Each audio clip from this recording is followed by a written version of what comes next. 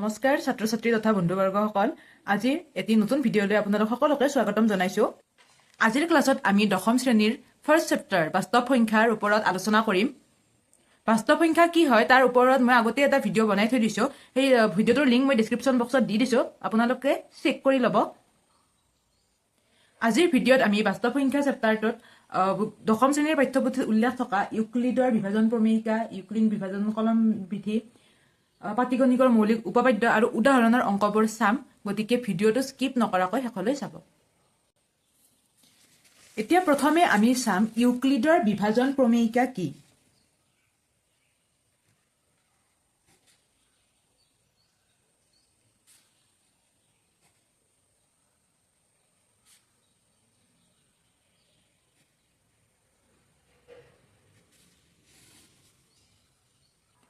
ইউক্লিডৰ বিভাজন প্ৰমেয়িকা মতে এ আৰু বি দুটা যোগাত্মক অখণ্ড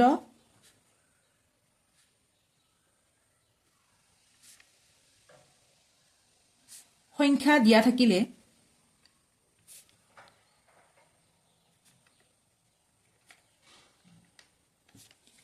কিউ আৰু আৰ এনে দুটা পূৰ্ণ সংখ্যা বিচাৰি পোৱা যাব যাতে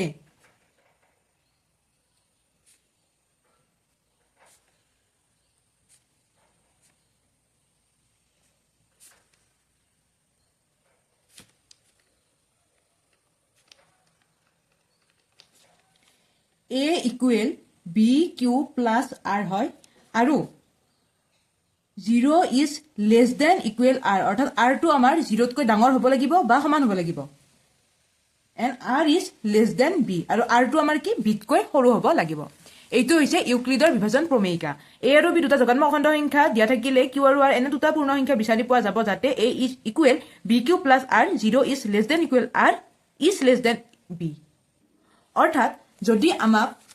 দুটা সংখ্যা দিয়া থাকে, যদি এৰ ঠাইত আমাক দিয়া থাকে 13 আৰু বিৰ ঠাইত আমাক দিয়া থাকে 4, তেতিয়া আমি কেনেকুৱা পাম? 13 ইকুৱেল 4 ইনটু 3, 4 3 গুণ 12 প্লাছ 1, অৰ্থাৎ আমাৰ কিউটো হ'ব 3 আৰু আমাৰ 1টো হ'ব আৰ। আৰু আমাৰ কি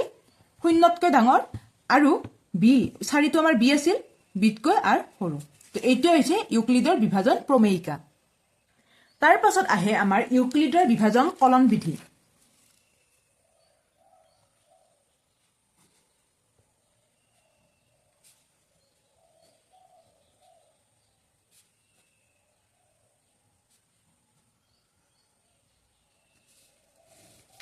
ইউক্লিডৰ বিভাজন কলন বিধিটো ইউক্লিডৰ বিভাজন প্ৰমেয়িকাৰ ওপৰতে প্ৰতিষ্ঠিত হয়। ইউক্লিডৰ বিভাজন কলন বিধিৰ মতে দুটা যোগাত্মক অখণ্ড সংখ্যা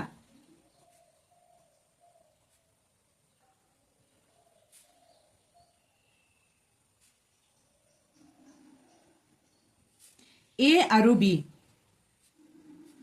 য'ত এ ইজ গ্ৰেটাৰ দেন বি, আমি ধৰি লওঁ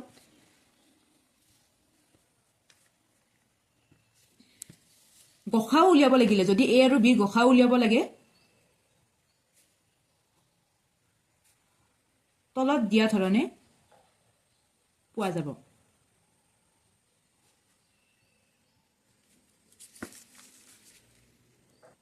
তাৰে ষ্টেপ 1টো কি হ'ব? আমি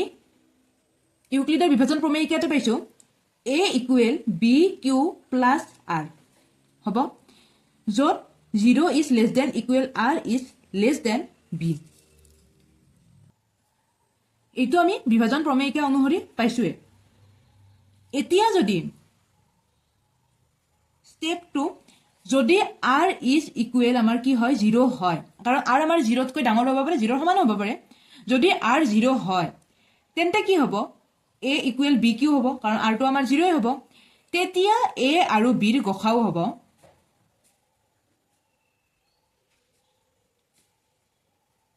বি, এইটো মনত ৰাখিবা। তেতিয়া এ আৰু বিৰ গসাউ আমি কি পাম? বি পাম। কিন্তু আৰ যদি আমাৰ 0 নহয়, যদি আৰৰ মান 0 নহয়, তেতিয়া কি হ'ব?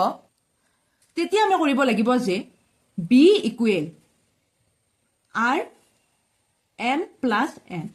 অৰ্থাৎ যেনেকৈ আমি a ইকুৱেল b কিউ কৰিছিলো এইবাৰ আমি b ইকুৱেল কৰিব লাগিব r টো আমাৰ যেটো বাকি ৰৈছিল সেই সংখ্যাটোৰে আমি b টো কি কৰিম পূৰণ কৰিম বা হৰণ কৰিম হৰণ কৰিলে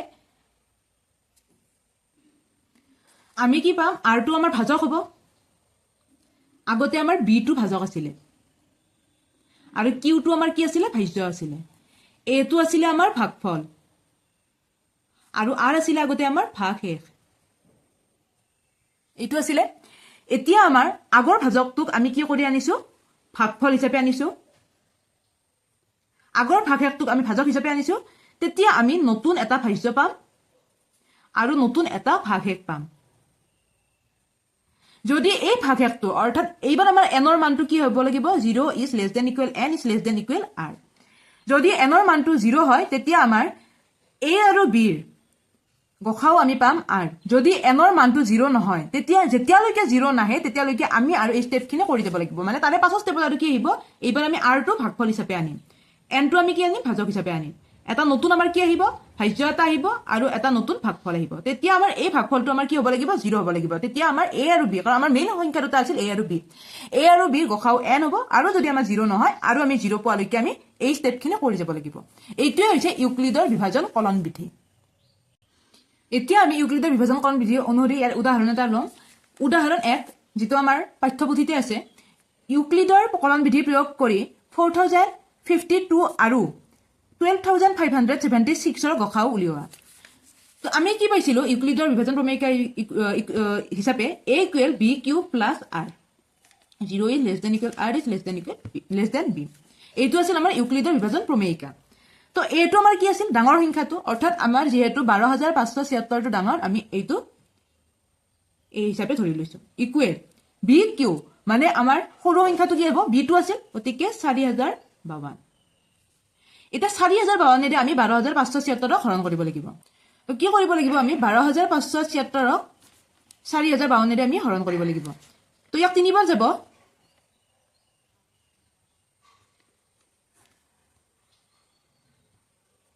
তো আমাৰ ভাগশেষ হ'ব 420 অৰ্থাৎ 4052 পূৰণ 3 যোগ 420 যেহেতু আমি ভাগশেষটো কি পোৱা নাই শূন্য পোৱা নাই এইবাৰ আমি প্ৰথম ভাজকটো ভাগফল হিচাপে আনি লৈছো আৰু ভাগশেষটো আমি কি কৰি লৈছো ভাজক হিচাপে আনি লৈছো পূৰণ এইবাৰ 4052 ক আমি 420 ৰে হৰণ কৰিব লাগিব তো ইয়াক যাব 9 বাৰ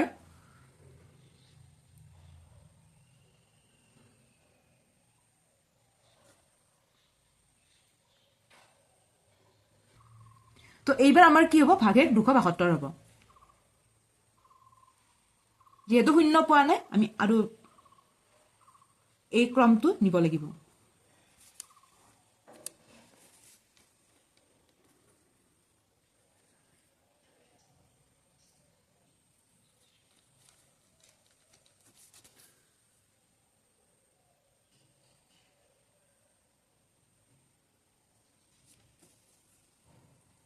মই হৰণটো কৈ দিয়া নাই আৰু হৰণটো তোমালোকে নিশ্চয় জানিবা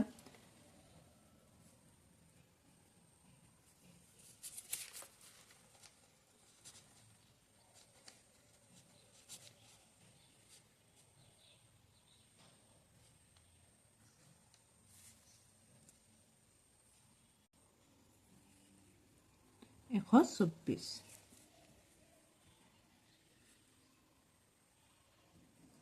148 124 লগত 24 যোগ কৰিলে 148 গতিকে পূৰণ 1 যোগ 24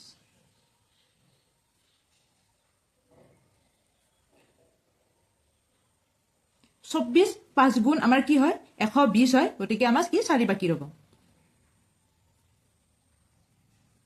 6 4 গুণ 24 আমাৰ কি হ'ব তেতিয়া আমি শেষত কি পালো শূন্যটো পালো এইটো আমি শেষত শূন্যটো পালো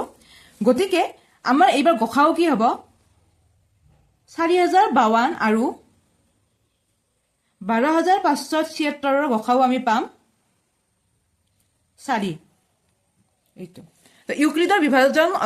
ইউক্লিডৰ কলন বিধি প্ৰয়োগ কৰি আমি এনেকৈ গখা উলিয়াম দৰকাৰ হলে স্ক্ৰিনশ্বট মাৰি লবা তোমালোকে এতিয়া আমাৰ দ্বিতীয় উদাহৰণটো দিছে দেখুৱা যে প্ৰত্যেক যোগাত্মক যুগ্ম অখণ্ড সংখ্যা 2q আৰ্হিৰ আৰু প্ৰত্যেক যোগাত্মক অযুগ্ম অখণ্ড সংখ্যাই 2q + 1 আৰ্হিৰ য'ত q কোনোবা অখণ্ড সংখ্যা তো এইটো কোৱেশ্চন মনত ৰাখিবা এইটো ইম্পৰ্টেন্ট কোৱেশ্চন এটা এইটো ভালদৰে তোমালোকে চাই লবা তো ইউক্লিডৰ প্ৰমেয়িকা অনুসৰি আমি কি পাইছিলো a equal b q plus r 0 is less than equal r is less than b এইটো আছিল আমাৰ ইউক্লিডৰ প্ৰমেয়িকা ইয়াত এতিয়া মই a যিকোনো এটা ধৰা হ'ল a যিকোনো যোগাত্মক সংখ্যা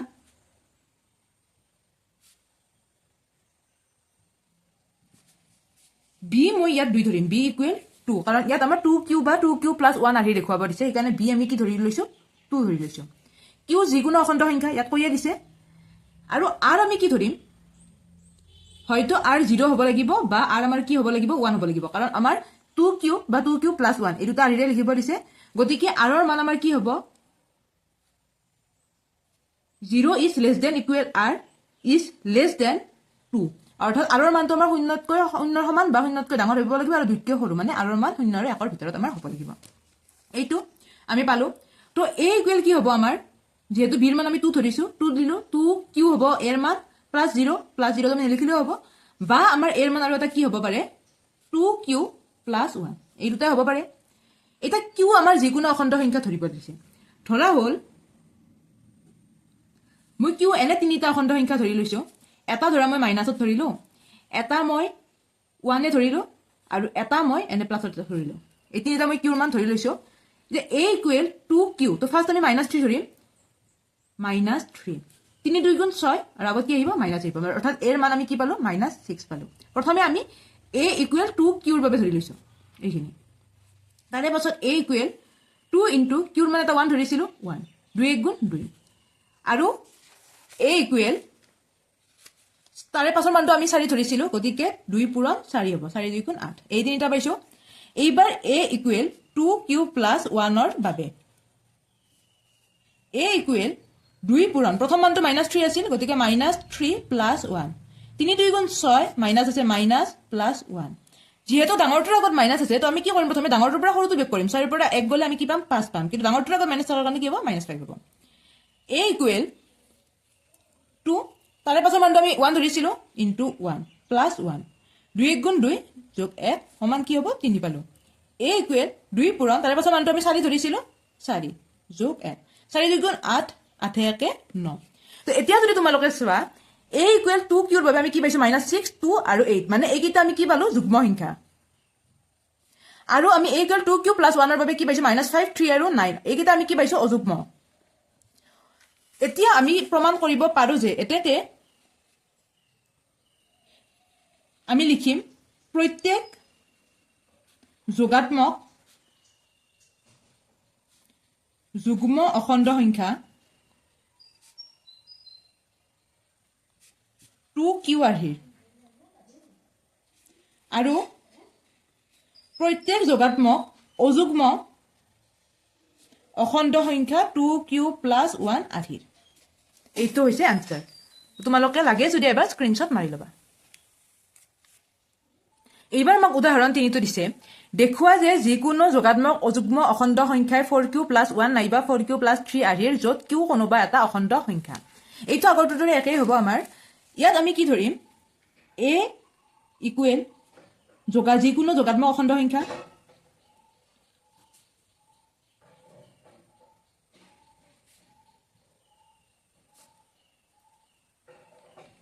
b ইকুৱেল 4q দিছে কোনোবা এটা অখণ্ড সংখ্যা যিকোনো অখণ্ড সংখ্যা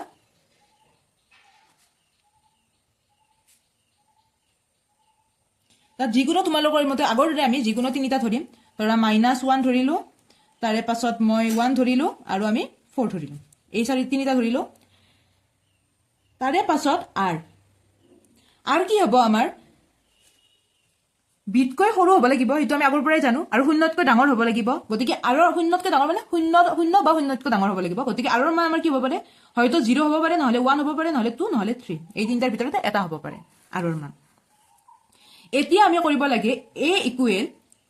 4q এটাটো 4q এ হ'ব পাৰে এটা হ'ব পাৰে a ইকুৱেল 4q প্লাছ 1 এটা হ'ব পাৰে a equal 4q plus 2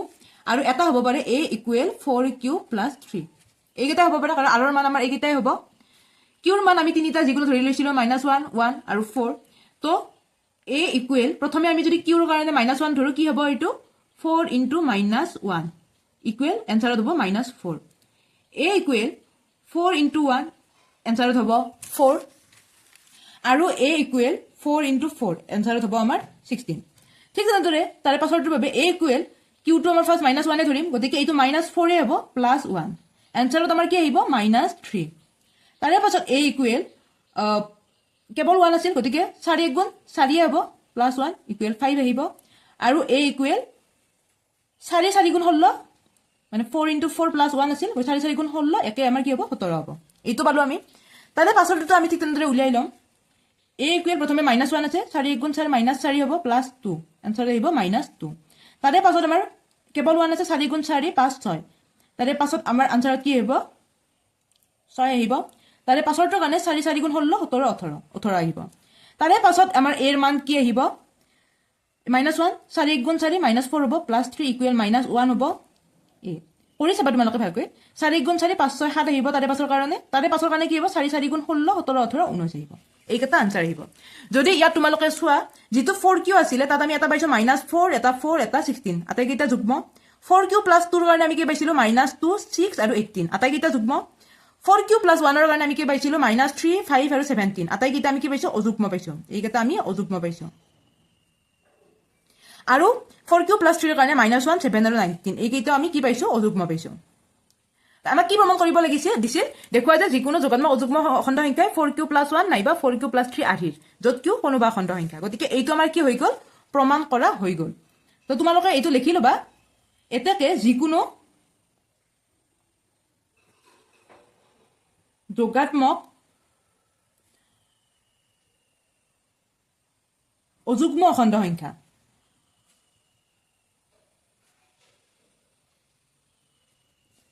4q + 1 বা 4q + 3 আধিৰ য'ত q কোনোবা অখণ্ড সংখ্যা তো এইটো হৈছে ইয়াৰ আনসাৰ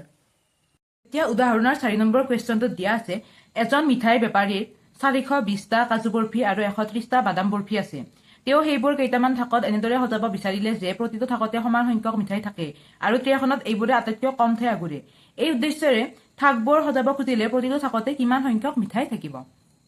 তো এইটো কুৱেশ্যনৰ বাবে আমি ইউক্লিডৰ বিভাজন প্ৰমেয়কে অনুসৰি কৰিম আমি ইউক্লিডৰ কলন বিধি ব্যৱহাৰ কৰিম তো আমাৰ কি আছিল a equal bq plus r য'ত 0 is less than equal to r is less than b এইটো আছিল আমাৰ তো ইয়াত আমাৰ 420 আৰু 130ৰ ভিতৰত আমাৰ 420টো ডাঙৰ গতিকে 420টো মই a হিচাপত ধৰি লৈছো b কি হ'ব আমাৰ 130 এই 420ক আমি 130ৰে হৰণ কৰিব লাগে 3 বাৰ যাব তো ইয়াত 30 বাকি ৰৈছে পূৰণ 3 যোগ 30 130 30 পূৰণ 4 হ'ব কাৰণ 30 4 গুণ 120 তো যোগ 10 30 ইকুৱেল 10 পূৰণ 30 যোগ 0 কাৰণ 10 3 গুণ 30 তো ইয়াত আমাৰ গসাউ কি পালো আমি 10 পালো এতেকে 420 আৰু 130ৰ গসাউ হ'ব 10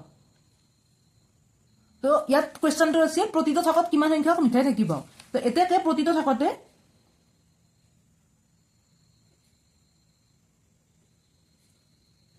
10টাকৈ মিঠাই থাকিব এইটো হৈছে ইয়াৰ কাৰেক্ট আনসাৰ তোমালোকে চাই ল'বা এইটো ক্লাস 10 ফাৰ্স্ট চেপ্টাৰ বাস্তব সংখ্যাৰ আমাৰ উদাহৰণেৰ অঙ্কখিনি কৰা হয়ে গেছে ইয়াৰ পাছৰ ভিডিওত আমি অনুশীলনী কুৱেশ্যনসমূহ লৈ আহিম গতিকে টাইম মতে আমাৰ ভিডিঅ'বোৰ পাই থকাৰ বাবে আমাৰ চেনেলটো সাবস্ক্ৰাইব কৰি ল'বা যদি কিবা বুজি পোৱা নাই তেন্তে কমেন্ট সেকশনত জনাবা আৰু যদি ভিডিঅ'টো চাই ভাল পাইছা তেন্তে লাইক কৰিবা আৰু লগৰ বন্ধু বান্ধৱীসকললৈ শ্বেয়াৰ কৰিবা ভিডিঅ'টো শেষলৈ চোৱাৰ বাবে ধন্যবাদ